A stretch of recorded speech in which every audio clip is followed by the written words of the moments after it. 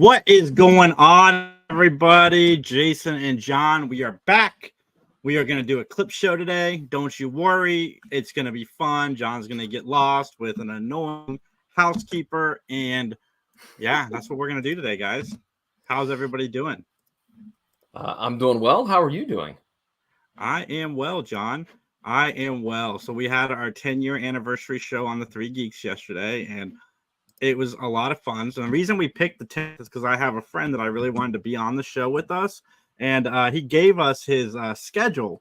He said, I'm free on the 10th and the 17th. So I'm like, all right, we're going to do it on the 10th. That way that friend is available. And then the day before we go live, that friend calls me and goes, I can't make it. And but at least that friend called you in advance and let you know that they weren't going to be there. And they compromised by sending in a video. Well, that friend went from number 1 on my list to number 3 on my top 5 moments from Three Geeks Podcast. So, what's going on, buddy? How you doing? Having a good day? Wait. It's fine. Today's fine. But look. I want to just point out real quickly that I know I have been MIA from being on Three Geeks Podcast. I know that I've been MIA for a while. It's just when you moved the recording of it to Saturday nights at 7. That messed everything up for me. No, that's fair, man. That's fair. And I mean, even setting something ahead of time with you still manages to make you busy. I get it. You're in demand. You're in movies. You're in the background of films, and we just can't compete with that. And I understand. I get it. We're good. Okay. All right. Just so we know, if you would go back to Sundays at 11, I'd be all down. You know. Hey, What's Daniel, up, how's it going, man? Sundays at 11. I can do Sundays at 11, maybe. I don't know if the rest of the guys could do Sundays at 11. Anyway, what have you been watching? Been watching anything good? Well, actually, I haven't watched anything recent yet. And in terms of, I guess the only thing I've been kind of watching because it's on Charge TV is I've been watching reruns of Law and Order: Criminal Intent. That's a good show. It is. Most of season. No, I've watched all of season 1 now at this point. It's a pretty good show. I like it. I didn't when it first came out. I was kind of iffy about it. I didn't watch it. I watched a few episodes, but Vincent D'Onofrio's character, Bobby Gorin, is kind of a little bit of an acquired taste. And once I kind of started to watch more episodes, I've gotten more into that character. But there is a show, a YouTube channel that I was just watching before we started recording that was presenting the top 5 TV shows that you won't remember from 1992. And so I want to flex your muscle. I know that you might say 1992, I was 8 years old, whatever. But I want to throw it out there and see if you remember a particular show. Sure. Do you remember a show called On the Air? I've heard of it. I have not. I don't remember it. No. I never watched it either. I've never even heard of it, to be honest with you. Actually, so far on this countdown, all of the shows, I'm like, I've never heard of any of these shows because they didn't last very long. They lasted 6 episodes, some of them 2 episodes, some of them 4 episodes. Well, you'll be happy to know that you have something to watch now. On the Air is brought to you by Mark Frost and David Lynch. It's about a television studio that has these weird like TV shows, kind of like UHF, if you will, and how things go awry every time they try to do a production. Does this ring a bell? Yes, because I just watched something on that particular show. That's why the name sounded familiar. I just watched a thing on YouTube about it. Okay. It was right after Twin Peaks was done. Yes, absolutely. And then Frost, who also wasn't he a producer? Mark Frost. He was a writer on Twin Peaks. He was a writer on Twin Peaks. Okay, all right. Well, he came along with David Lynch, and by the way, I think all the episodes are up on Vimeo, which is really weird. Like, when's the last time you watched something on Vimeo? I don't think I've ever watched. Well, no, that's not true. When we get screeners, they're sent to us on Vimeo. Even though I've only watched a couple, but other than that, nothing. I mean, I've watched independent films on Vimeo, but never something that, because I think On the Air, I think it was on ABC, I think, if I'm not Mhm. mistaken, I which think so so. was Twin Peaks, so it makes perfect sense. Mhm. So what are you watching? What am I watching? That's a good question. I just sat down and watched the rebooted 2 seasons of Criminal Minds, which I was a big fan of the original Criminal Minds run. And reboot's a loose term. It was only off the air, I think, 3 or 4 years. And the rebooted seasons of Criminal Minds, and you guys know I like this original Criminal Minds. It's great. It might be better than the original show because it's not a week by week case like the original show was. It is I mean, there is some smaller cases throughout, but it's mostly an overarching story for 10 episodes. And the acting is awesome. They did start using adult language on Criminal Minds also on this new series, but it's really good. I was really shocked at how good it is. Is that on Paramount Plus? Mhm. Okay. All right. Yeah. I thought that I saw ads for it on Paramount Plus. Yeah, most of the original cast is back as well. Oh, okay. Cool. Hmm. Cool. I always got Criminal Minds confused with Without a Trace.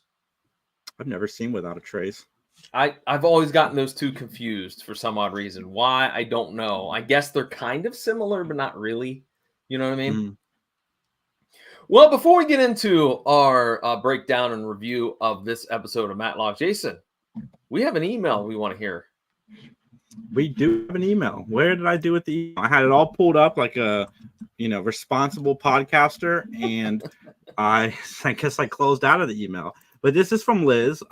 Liz and I have been communicating back and forth about various things. But Okay. she emailed back, and I thought this one would be cool to share. It said, "Random thing, but I feel like you guys might be the only people who care. I was away for a week visiting family, and I usually work through my rewatch on the DVD box set that I bought last year. But when I was having trouble sleeping in a new space, I turned on the Matlock Pluto TV and realized that the episodes are cut differently across platforms. I have a stupidly photographic memory for trivial details, and the X is missing a solid 2 minutes of subplot where Ben is jealous about Julie's ex-husband. And the episode with Nana Visitor, she's been in a couple, but it's an early episode where she definitely kills the guy. Had 20 or 30 seconds at the end of the scene where Gilbert and Sullivan tickets that I've never seen before. Makes me so curious if they were recut as airtime was reduced over the years to make room for commercials and what the original episodes were like. Are some of the inconsistencies and missing information because of that? Yes, 100%. So when a show airs on network television, it is, especially an hour show, it is roughly, especially like I think in the early 90s, between 42 minutes and 45 minutes. 45 minutes is pretty much the benchmark. When it's edited down, it usually cuts about 5 minutes off for more commercials to run in syndication. So like episodes of Friends that are 23 minutes, only 19 minutes in syndication. So yes, they definitely cut stuff to make room for more commercials. Yeah, I was going to say that was going to be my answer as well. That yes, when they are aired on syndication, they are clipped down a little bit to make room for more TV. In fact, I just mentioned Law and Order: Criminal Intent. You can clearly tell where there's the big ad break at the half-hour mark because it is much more. They sweep through it real quick, and then they take a longer break back towards like the 10:45 mark. And I noticed it, but I was like, well, they're fitting in the longer commercial there at 10:30, or they must have originally, and then drop it out for this particular version or edit or whatnot. So yeah, Liz, unfortunately, that's exactly what happens. I mean, you mentioned it too. I mean, probably they're using that last time on Matlock, that type of vehicle at the beginning, because you mentioned that when you were watching them on Amazon, right? Mm-hmm. And that eats into the time where I think on the DVD. Well, I know on the DVD because I'm watching it on DVD. None of that is there. But nonetheless, Liz, thank you for sending in the email. And Jason, let's tell all the other people out there where they can get in touch with us if they would like to do so. Guys can email us at benmattalk@gmail.com. And you can also find us on Facebook at Mattalk Podcast is the address over there at Facebook. And with that, shall we jump on into this episode? Hold on. I think we have a comment. Daniel's been watching through Dallas and The Sopranos. JR and Sue Ellen got married at South Fork on today's episode. I've never seen Dallas. Yeah, you know what? I forgot about this, Daniel. I apologize a million times. A week ago, I checked out the Ewing Barbecue podcast that you had recommended. And so I checked it out. I randomly just picked an episode that sounded interesting. I think it was from season 3. And, overall, I liked it. It made me want to go back and start watching Dallas. But it's such a long show with so many seasons that it's going to be an undertaking, I think, to take that on. And by the way, if you happen to hear the ice cream truck, apparently it's time to buy some ice cream, says it's going down my street. Can you go? It's been packs of candy cigarettes, please. Well, first of all, I just want to know where the heck have they been, because it is August 11th, and this is the first time I have heard or seen this ice cream truck go down my street. That's 8/11 at 8/11, John. Perfect timing. All right, I'll go get you some. I'm gonna get some Fun Dip for me, and I'll get you some candy cigarettes. All right, I'll be back.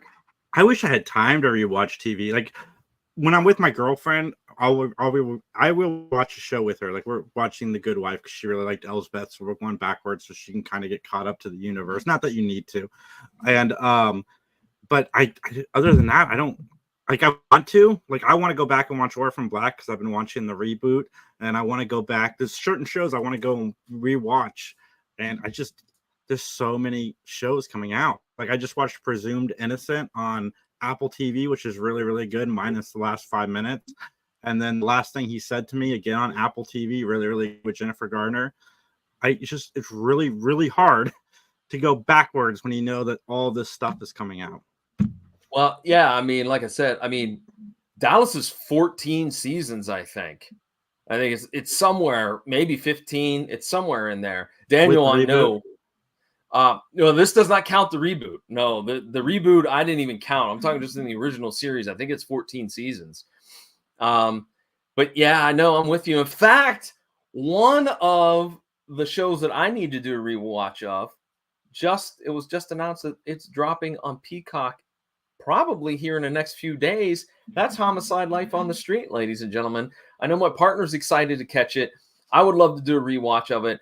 I'll just tell you right now, you want a great cop drama that is severely underrated, by the way.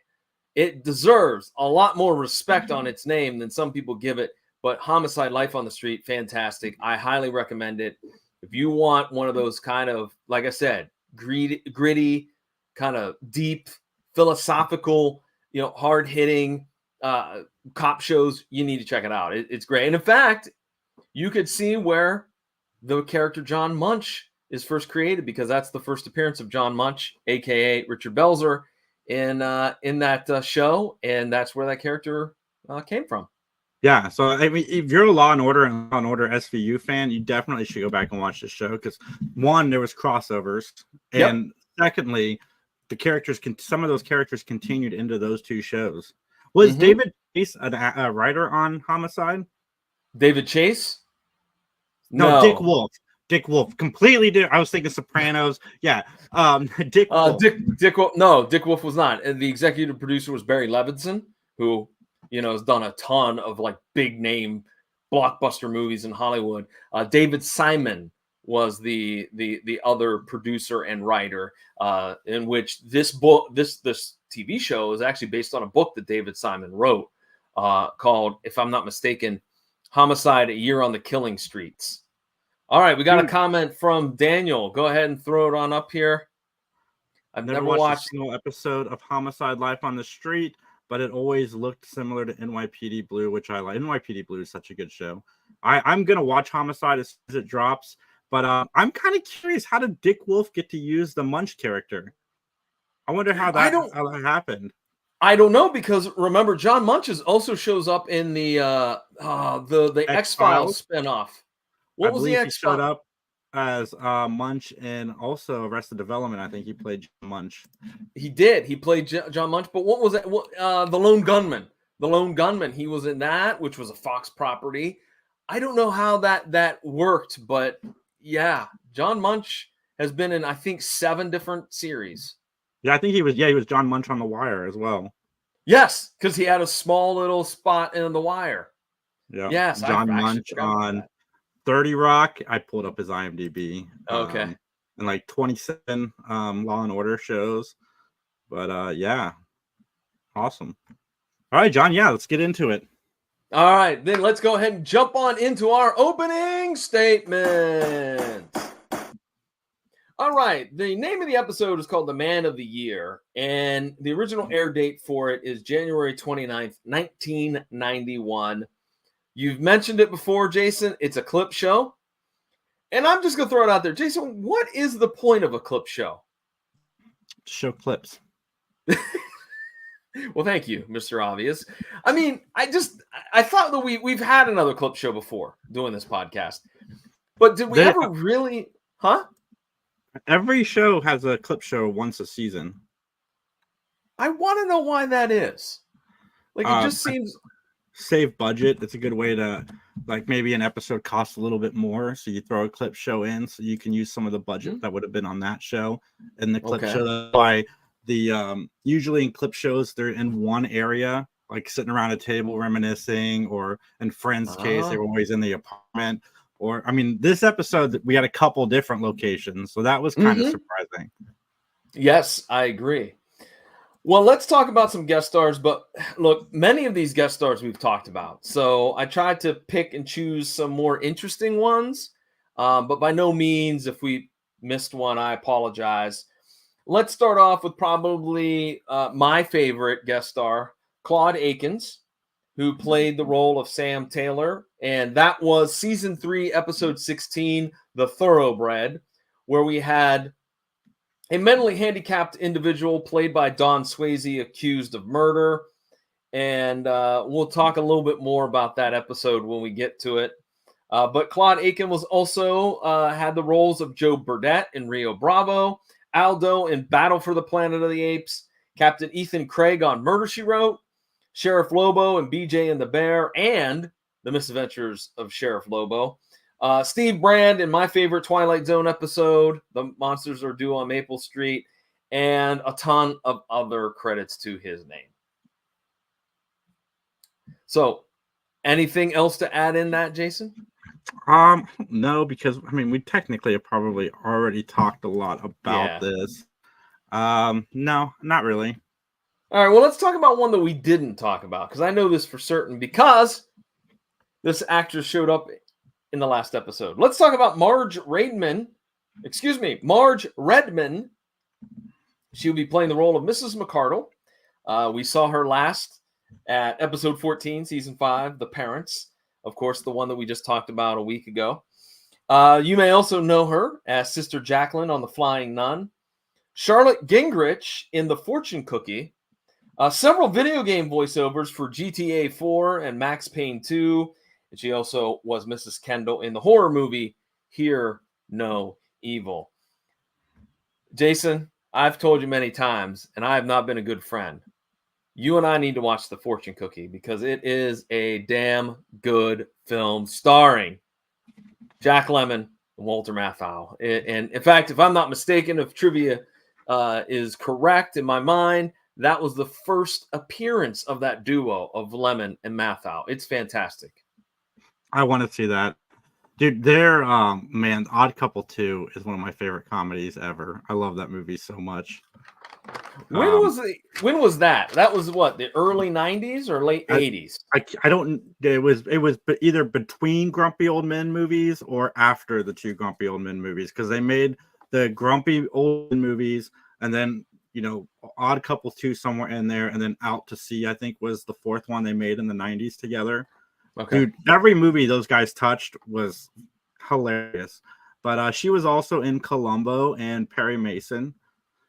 She died in 2020, rest in peace. But she also did a voiceover work in 2 video games I would not have expected her to be a part of, which was Grand Theft Auto 4 and Max Payne 2. Yeah. I was shocked by that too. That's why I had to jot that down. She was not on Murder, She Wrote, though, so she doesn't get the hat trick. Columbo, 83 years old, doing a voice in Grand Theft Auto 4. I couldn't picture my mom. Not my mom. My mom's not 84. Good freaking Lord. I couldn't imagine my grandmother doing a voice in Grand Theft Auto. This is offensive. Like, that's what I would get. Hey, you know what? She probably played like a little old lady that you try to help across the street and not get shot by one of the bad guys. Like, I bet that's what her role was. I'm just saying. But I agree with you. If it was, look, my mom is 80, and she would be like, I am not saying this filth. This is disgusting. So apparently we have another comment. Let's go ahead here. Grumpy young men. That's John and I, grumpy young men. That is very true. Very true. All right, let's talk about our last guest star, June Chadwick. She, of course, played the role of Patricia Taylor from The Thoroughbred, which again is, of course, season 3, episode 16. But you may also know her as Janine Petticoat in This Is Spinal Tap, Jillian in Jumpin' Jack Flash, Lydia in the TV series V, Lieutenant Parisi in the show Riptide, and she played English flight attendant on Magnum PI, the original. And again, love what role am I playing? English flight attendant. So, Jason, anything else you want to add in there for Miss Chadwick? I do have, well, not for Miss Chadwick, but I do have one. Deputy Terwilliger, Glenn Morshower. He played Aaron Pierce on 24, which is one of my favorite shows. He was also an Agents of S.H.I.E.L.D., Law and Order SVU, very well-known actor. I didn't even recognize him in the episode. Yeah, because he looks a lot younger, I think, than what we have seen photo-wise. So okay. Yeah. I like that guy a lot. I can't remember if his character died on 20, probably. He was also in Buffy. I didn't know that either. All right, John. Yep, that's it for me. Okay. All right. Well, then, with that being said, I have a question to ask you. Are you ready to give an opinion? Your opinion and solely your opinion. So help you. Let's testify! Let's testify! I feel like doing the Charlie Chaplin thing. It's nice that Daniel fit us into his schedule this week. Oh, no, are you being mean to Daniel? No, not. I'm happy to see Daniel here. It's a while since he's been in the chat. Yes, yeah, it wasn't more shower in like seasons of 24. Okay. All right. I gave up on 24, I think, season 3. What? Season 4 is like the best season too, and 5. Yeah. 4 and 5 were the best seasons. 3 I did not. I quit because 3 was rough. 3 was rough, but 4 and 5 were great. Yeah, 3. It was when, what was the daughter's name when she ended up working at CTU? Yeah, she left the show after 3. Other than like maybe one episode here and there throughout the rest of the seasons. Yeah, like I was like, she was such a dummy. She was such a moron, but now all of a sudden she's working at CTU. Well, they couldn't figure out what to do with the actress, John. Whatever happened to Alicia Cuthbert, I wonder. She was in a show called Happy Endings that did pretty well. And then she was in The Ranch on Netflix that did also pretty well with Sam Elliott and Ashton Kutcher. Okay. All right. She's, I think, still married to NHL All-Star Dion Phaneuf, but I'm not sure about that. I love her. That wasn't creepy at all. Is that? I'm happily dating somebody. I'm just saying I love watching her and things. She's great. I think she's Canadian. Is she? Maybe I can get her on the show. You can get her on the show. Which, hey, wait, side note, we should explain that one. We discovered last night during the 10th anniversary edition of Three Geeks Podcast that a lot of Canadian actors and actresses have appeared on the Three Geeks. Like, I counted today. I think you have 8 or 9 Canadian actors or actresses that have come on the show.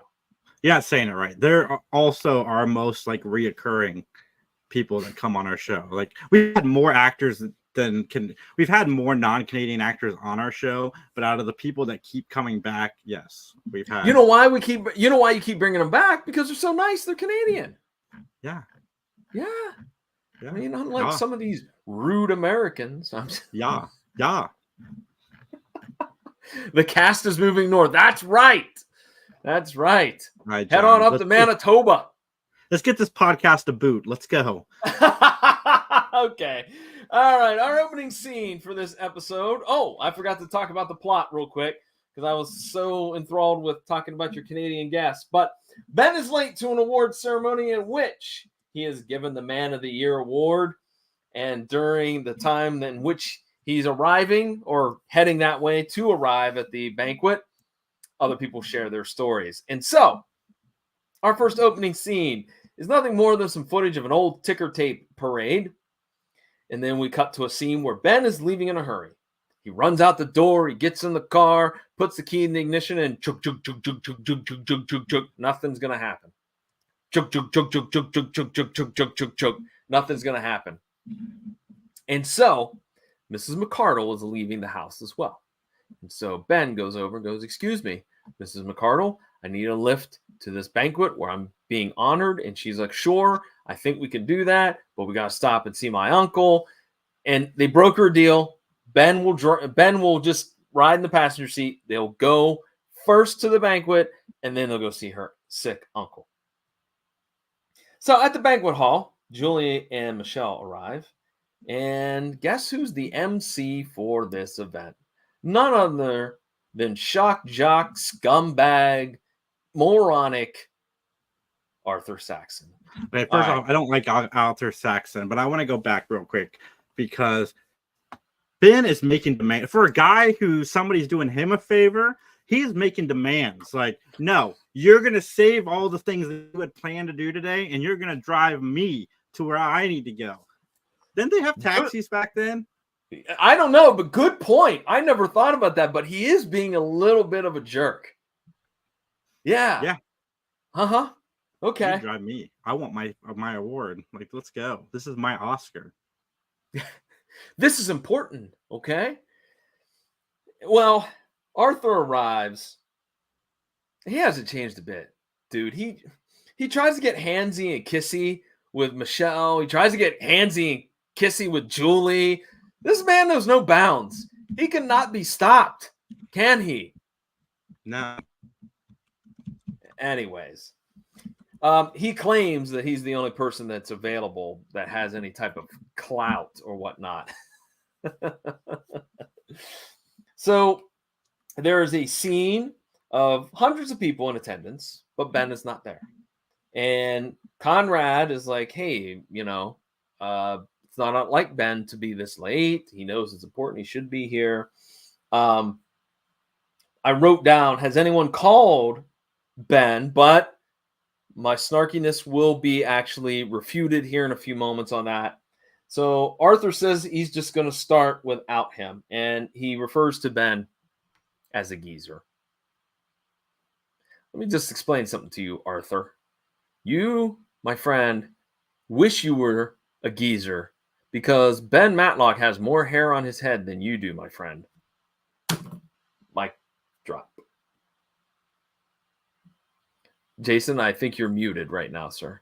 Oh, my bad. Arthur Saxon reminds me of like all the like generic shock jocks that used to be on in the 90s that just didn't get like why some shock jocks were funny and why some weren't. It just tried too hard. Mm-hmm. And this guy plays it very well. Mm-hmm. Absolutely. So then we cut to a scene of a country road where Ben and McCardle stop because they're lost. They have no idea where they are. They're at some small little town in Georgia. And lo and behold, they also happen to have a flat tire as well. Oh, what are they going to do? Have Conrad or Michelle pick them up? Great idea. Well, that's a great idea. That would have probably killed this episode, though, because we got to fit in all the hijinks and then, in the clips. But no, you got a valid point. Like, I wouldn't. first of all, McCarty drives you crazy, right? So if I was like, I can't stand that person, I would try to look for somebody else first. And that's a very good point. Probably Michelle or Conrad could have done what needed to be done. But nonetheless, a random guy stops by and says, I will fix your tire, sir and ma'am. This is going to be probably the second instance, excuse me, of what is going to be pretty obvious what's going to happen. Like, I knew something was going to happen with the car when they turned on the dirt road and they said they were lost. I knew that this individual is not quite what he claims to be. But nonetheless, Conrad does call Ben's house. Nobody answers. And then Arthur decides to do an incredibly gross and slimy monologue. He certainly doesn't have a clue. And so Michelle decides to entertain the crowd with a story about Ben Matlock. Now, so far, Jason, what do you think about the episode so far? It's fine. For a clip show, it's fine. I gotta say, I agree with you. I think as of right now, we're got a pretty solid episode. There hasn't been too many clips yet. Okay, that I will give credit to this episode. They didn't bombard us with clip after clip after clip without any type of setup. So I like this. We got a comment from Daniel again. Mother lover acts like he's forgotten about Ben. True.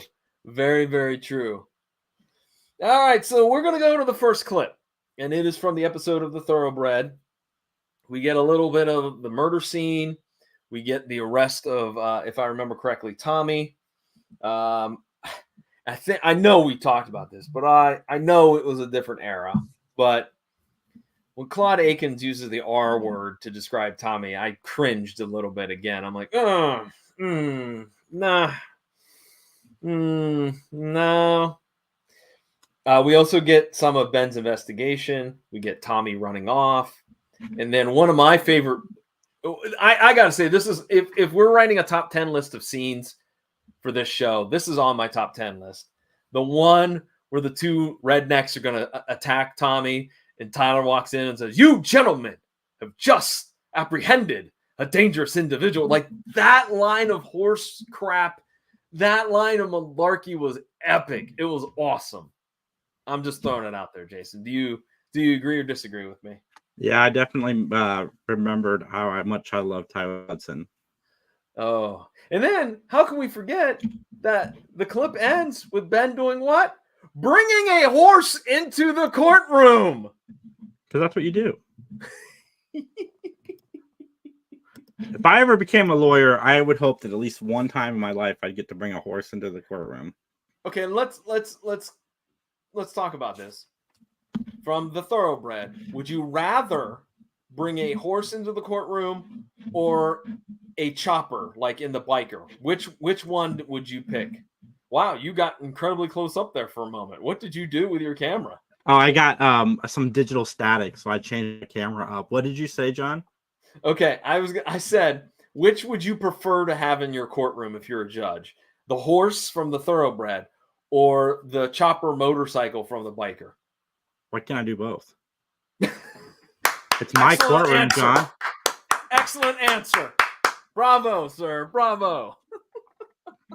I mean, come on, buddy. I mean, what are we doing here? What are we even doing here if we can't do both? That's right. Go big or go home, right? Right. I didn't even bring a car into the courtroom.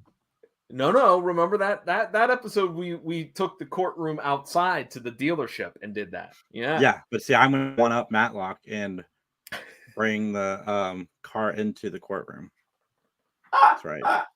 Get it through the metal detector. That'd be fun. I mean, I guess in theory, you could get a motorcycle through the metal detectors. Well, because you'd have to take it apart. You like bring the front end in, and then the cab, and then the trunk. You could bring it in 3 pieces, reassemble it. There you go.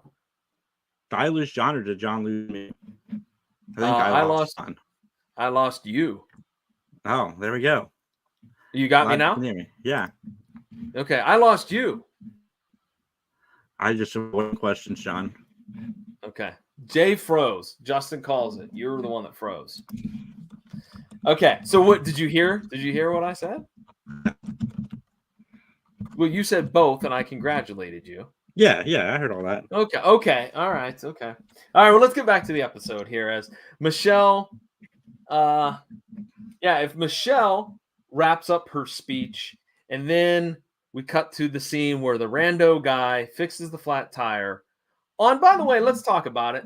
Mrs. McCardle has a pretty sweet ride. She has that retro early 90s Ford Tempo. Did you have a Ford Tempo? I did not have a Ford Tempo, John. Justin, did you have a Ford Tempo as a kid? I'll let you know what he says, because I had a buddy that had a Ford Tempo, so I have a soft spot for the old Ford Tempo. All right. Anyways, I had a friend who had Corsica, and those were bad. As in great. Justin said Honda Civic. My dad had a Ford Escort. Okay, well that counts. Ford Escort. All right. Was it the souped up like sport edition one, Justin, or was it just a regular Ford Escort? That sucker had every color coming out, and it was the hatchback.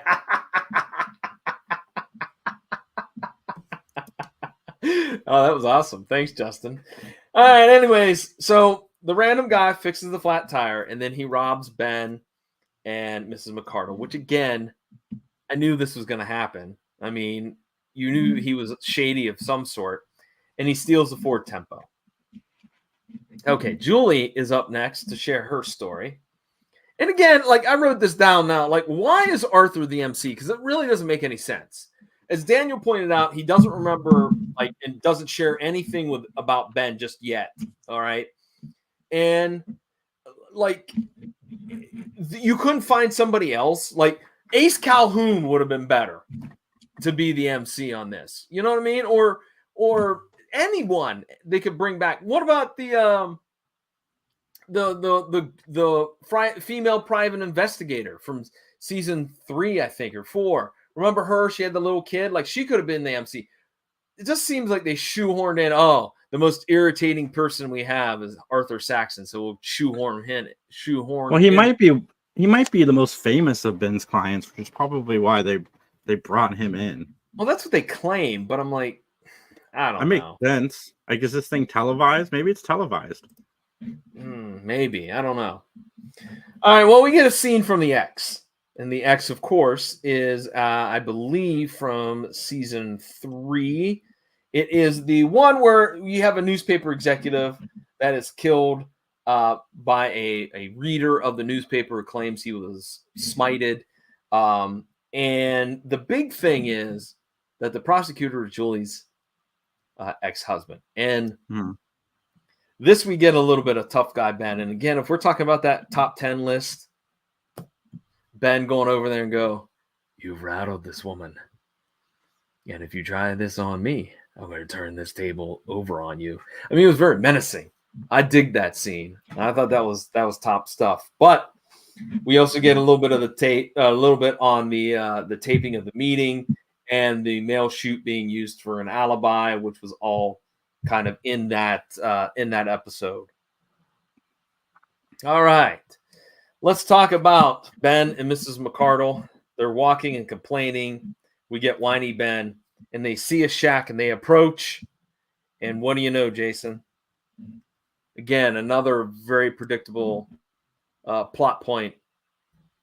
The door is kind of ajar. Ben bangs his shoulder against it, opens up, and there they go. They go into the shack, and they attempt to use the phone, only to find out that an old lady toting a shotgun confronts them. She's not happy. Oh, she is not happy at all. Oh, no. So Conrad answers the phone because Ben ended up calling the hotel where the banquet was, and he left some information. And so Conrad is summoned to the phone. He goes, he answers it. There's nobody there. So he knows something is going to be wrong. So he heads back to the banquet hall, relays the information to Michelle and Julie, and he's off to head north to try to rescue Ben. In the same scene, by the way, Julie, she ends up confronting Arthur about his geezer comments. And I don't know about you, but I think if I was Arthur Saxon, I watch my P's and Q's with Julie March because she looks like the type that would kick you in the unmentionables. You know what I mean? Oh yeah, she would. Absolutely. Might do more. Well, I'm just saying. I think she'd start with that. She'd kick you in the balls, and then yeah, maybe a slap would follow. Yeah, you might think she's a weakling, but I have a feeling Julie March is one tough hombre, so to speak. Or she is. Yeah. Yeah, you know. Yeah, 1,000%. Ben and McCardle are handed over to the police, and they're labeled as transients. Meanwhile, back at the banquet hall, Arthur shares his story of meeting Ben. And we talk about the murder. We talked about that Michelle dated him, Arthur's antics in the courtroom, and then the way in which Deidre, the killer, used a Southern accent, and that's how it was found out she was on the relief tape, and all that stuff, you know, coming together. So we go back to the small town in Georgia where Ben and McCardle are fingerprinted. Ben calls Bob Brooks, but guess what? Bob Brooks isn't in because he's at the banquet that you're supposed to be at. Ben. Yeah, everybody's at the banquet Ben's supposed to be at except for Ben. Except for Ben. and Ace Calhoun. I didn't see him in there. No, they can afford him for this episode. Remember, they're trying to save money. You're saying, wait a minute, you're saying Don Knotts is the reason why there's a shortage on the fundage for this episode? No, I'm saying that I'm sure Don Knotts asked for probably a little bit more than a normal guest star would, I would think. Okay. I think he always gets a special guest star, doesn't he? He does. Yeah. Yeah, He so gets that probably more. be. I could just picture him trying to be like, you know, a tough negotiator. Well, and they got both. They got both, you know, Julie and Conrad, or Michelle and Conrad in this episode. So they can't afford more. Ben, I think that I deserve more money. That's my Ace Calhoun impression. You're getting good. I bought a Don Knotts movie collection. I'm finally going to dive into some of his movies. Whoa, wait, time out. Whoa, hold on. We're going to put this on hold. You didn't tell me that in the pre-production meeting or even when I asked what you're watching. I haven't watched it yet. That's why well, I what didn't are these bring movies? Apple Dumpling Gang and Apple Dumpling Gang Returns. I don't remember what the other two are. Oh, I remember watching those two movies when I was a kid. And I mean like 6, 7 years old. Maybe even younger. I didn't know they had TV in the 1940s. Okay, anyways. Wait a minute, time out. You got called out real quickly, ladies and gentlemen. Our producer Justin just said Jason can't rewatch TV shows. Also, Jason bought a Don Knotts collection. That's because back to what I was saying. I wasn't saying I need to watch is just coming out. There's like so much stuff that I haven't seen. Why would I keep going back to things I have seen? That is what I meant by that statement earlier. I haven't seen any of the Don Knotts movies, so it fits. I don't know. I can't tell you anything about the Apple Dumpling Gang. I do remember watching it. In fact, I think I vaguely remember I watched it on my aunt's. I didn't watch it on video cassette. I watched it on HBO. I think it was on HBO. My mom let me go over there to watch it. But anyways, all right, let's get back to Ben and Mrs. McCardle getting fingerprinted. And basically, Conrad is on his way in the next scene to save Ben and McCardle. He's driving, and all of a sudden, the red Ford Tempo goes the other way. So he stops, turns around the Mustang, takes off, and runs down the Tempo. By the way, there are no circumstances should have been a large lead for the Tempo because I am absolutely certain that 65 Mustang could have run down just about any passenger sedan in the early 90s. But basically, they both get run off the road because they're neck and neck, and a truck is coming the other way, so both cars split off and crash. And of course, the black man gets arrested for the crime.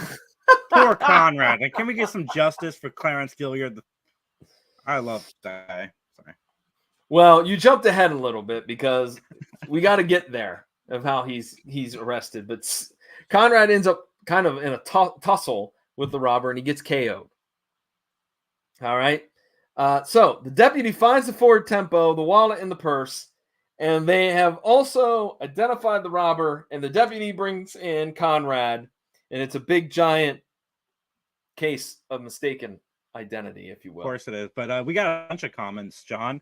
Okay. Justin, go ahead and throw them up. I think we got 4, maybe 3.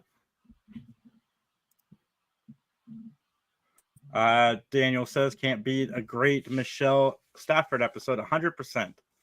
Absolutely. I love it when she's a guest star. The Ghost and Mr. Chicken and How to Firm a Fig are classics. Those are the 2 that aren't on this DVD.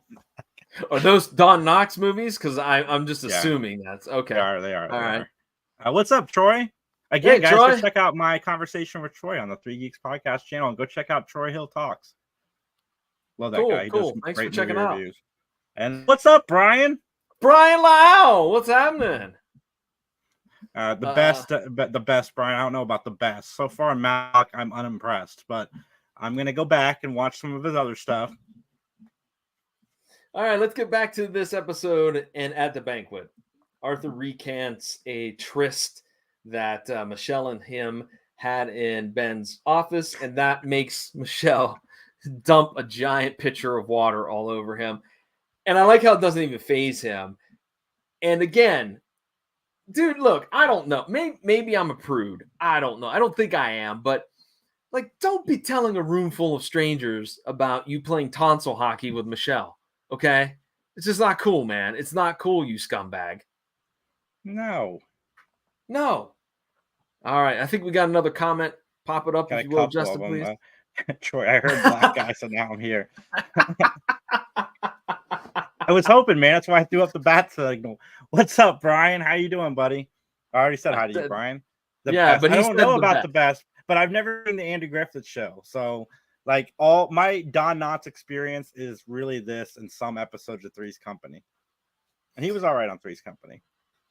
All right. So let's get back to the episode. The sheriff brokers a deal. Look, Ben, you pay some money to fix the old lady's door. She'll drop charges. All right. And you can all leave. So I like how Ben goes, pay him, Conrad. Conrad's like, wait, why do I got to pay him? You're the only one with money. And funny, the amount of money that Conrad has is $93, not $100. What? Why did Conrad suddenly start sounding like Don Knotts? What do you mean? Your like Conrad voice sounded like Don Knotts. Okay.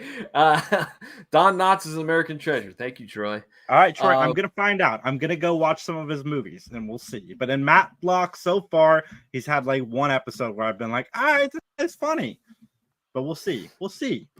This will be also known as the episode where Don Knotts' worth is being argued here, whether he has the comedy chops that everybody thinks he does. I'm sure he does. I'm just saying on Matlock so far. And you haven't been impressed either, John. So No, I have not. But I do know that if you find Don Knotts and Ace, the character of Ace Calhoun, to be annoying, you ain't seen nothing yet till we get to Billy Lewis. That's a character that's annoying. But I digress. All right, so basically $93 will get them out of the police station, if you will. But they have no way to get home because the cars are all busted up. The Tempos broke down. The Mustangs broke down. So Ben, Conrad, and Miss McCardle hitch a ride in a truck. It's carrying hay and chickens. And they arrive at the venue. Ben and Conrad rush to the banquet hall, but they're late. And everything is being gathered up. Vacuums being run. And then Ben starts, well, a funny thing happened to me on the way here. And that is the episode, The Man of the Year. Now, I do have a quick question. What happened to Michelle and Julie? Like, where did they go? So they're clearly not here. They weren't waiting around anywhere, like, outside the venue or in the lobby or anything. So where are they? That is a question that I would like to know.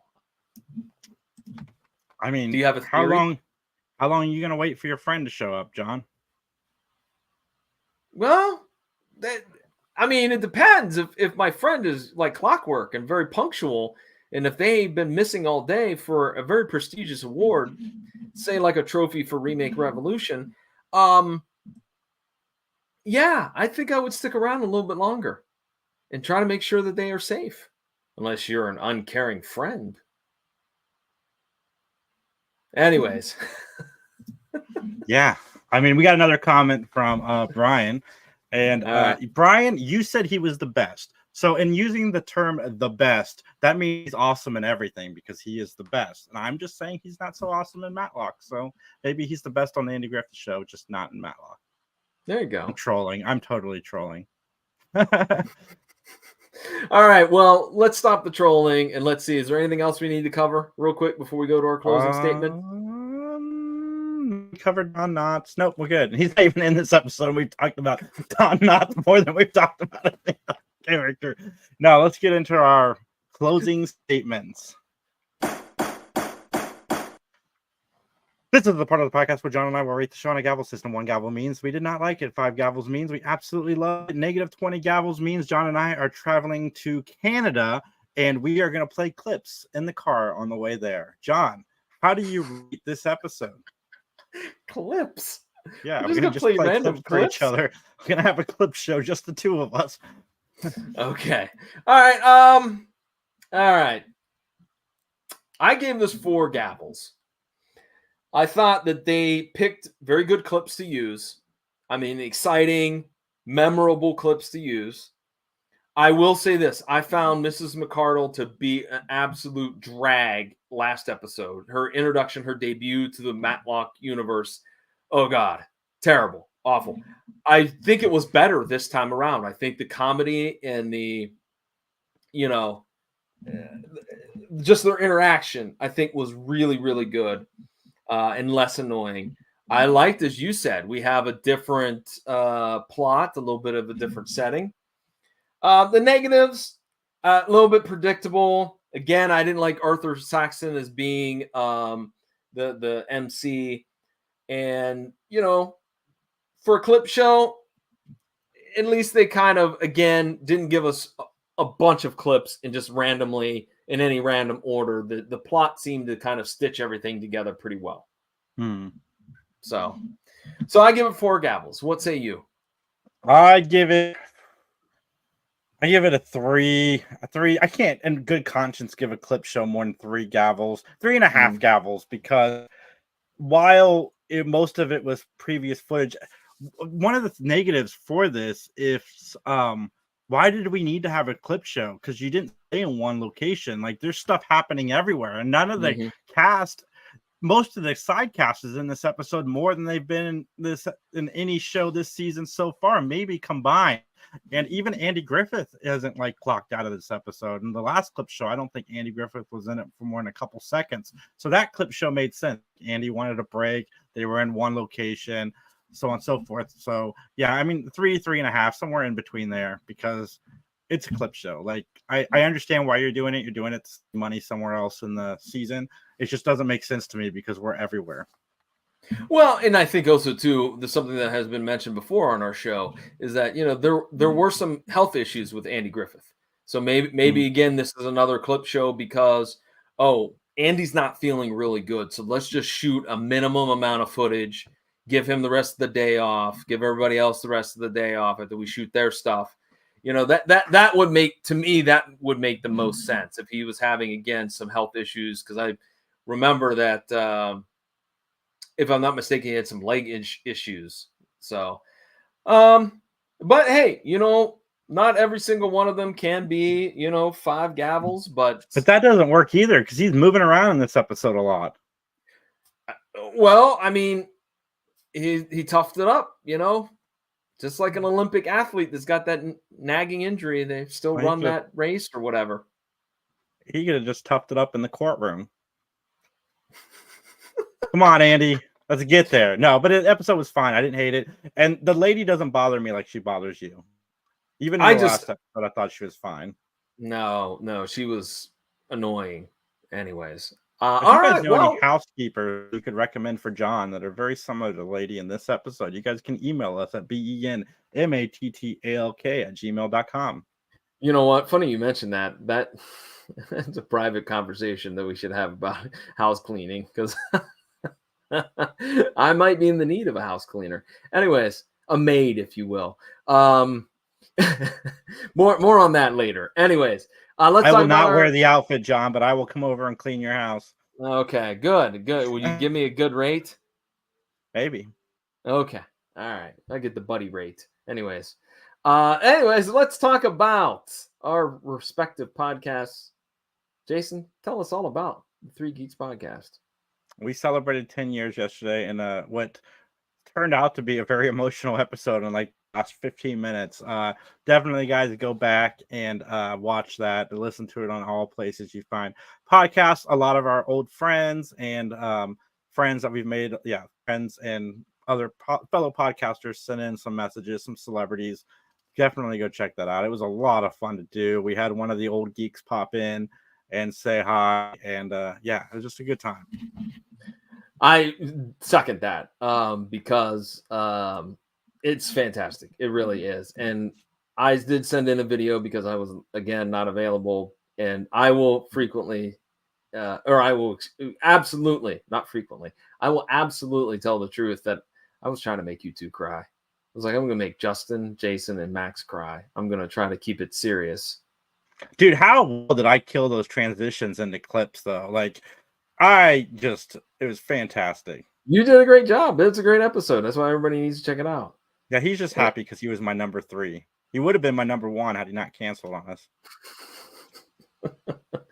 Thanks, Brian. I'll speak for.